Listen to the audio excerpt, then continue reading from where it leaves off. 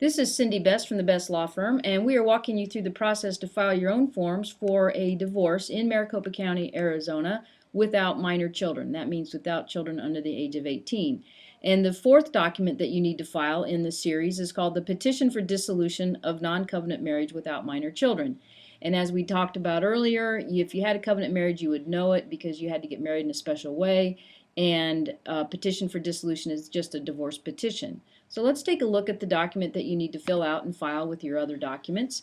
Again, you fill out your name and your address and your telephone number. You won't have an Atlas number again. You're representing yourself. You can see with the red check mark up there. Then you leave the case number blank. That's what the clerk will fill in when you file it. Again, you're the petitioner and you are filing this against your wife, the respondent, who is Rachel Chandler. You want to tell the court under oath, and they say under oath because you're going to have this one notarized at the very end. So let's go through this. Again, you're the petitioner. Information about me, the petitioner. I'm Ross Chandler. I live in New York, and my date of birth I will fill out. The court does not need you to fill out your job title or anything like that, but you do have to have resided in Maricopa County for the prior 90 days. So that's why they ask how long you've lived in Arizona, and Ross has been here for 10 years. So he meets the 90-day requirement, obviously. Rachel's name and address is down there as well, and she's lived in Arizona for the past 8 years. You do have to tell the judge or the court, number 3, information about my marriage. The date you were married, and then again the city and state where you were married is required by the court. Then you have to check the following boxes, and you make vows. You make statements that these are true, that you do not have a covenant marriage, that your marriage is irretrievably broken. They write it as if it's broken beyond repair, and there's no hope of reconciliation. The court also makes sure that you're aware that there is conciliation services provided by the Maricopa County Services, and you do not think that would help resolve your marital issues and you still need your divorce, you check that box. You've tried to resolve it, or if you tried to go to conciliation services, it would not work. Again, the jurisdictional is the 90-day requirement under number 4. You have to check the box that you've been here for the prior 90 days. And if you have not been here for that requisite number of days, you cannot file for divorce in Maricopa County at this time. So that's page 1, and let's now go to page 2. Community property, you do not have to fill this out in great detail, but most likely you and your spouse did acquire property during your marriage, and in Arizona, which is a community property state, any property that you acquired during the marriage is presumed to be community. We have a later video going into more detail about community property that you can see at your convenience. But for now, you probably do have community property, so you could check that particular box. And you don't have to put down at this point in time and tell the court where your real estate is located, or your household furniture or other items. But at a later date, when you need to divide that up, you'll have to fill that information in, as well as the pension and the motor vehicles. But you can certainly file this document without filling in all of the information on page 2. So let's now go to page 3.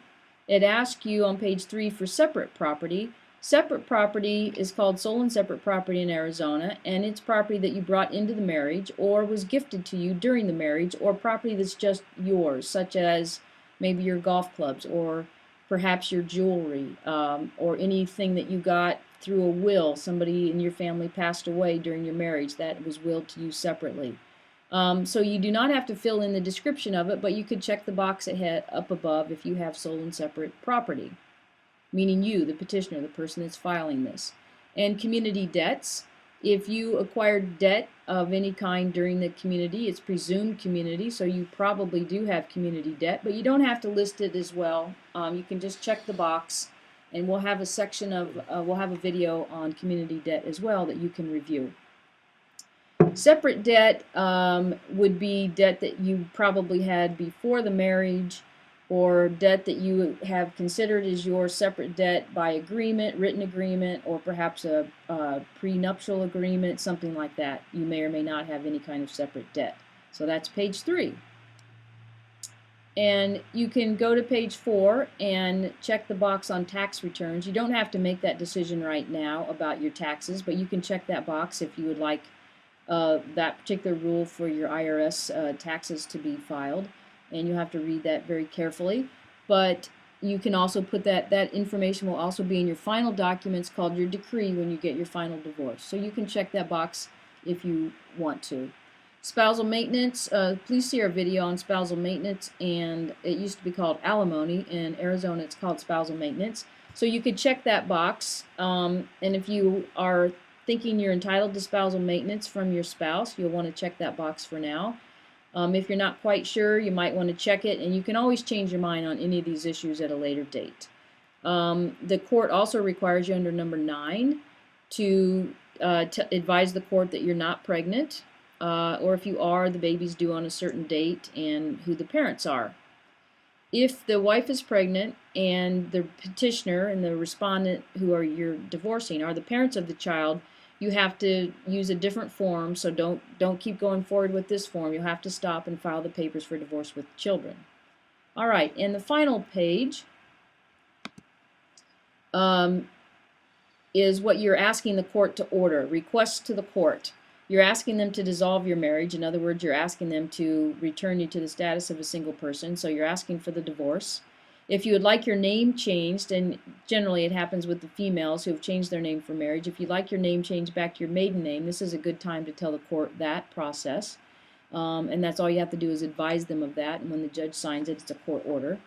If you have asked for spousal maintenance in your petition, you'll want to ask the court, tell the court how much you would like and for how many months you would like to have it paid to you.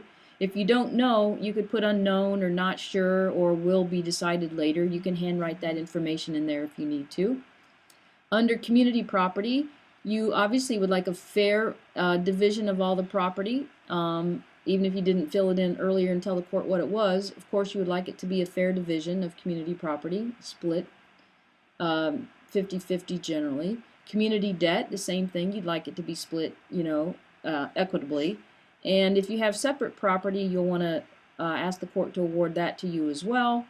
And if you have any other orders that you would like, you could put that in there. You might ask the judge that you would like to live in the house until it's sold, or some such thing. You want to drive a certain car until the divorce.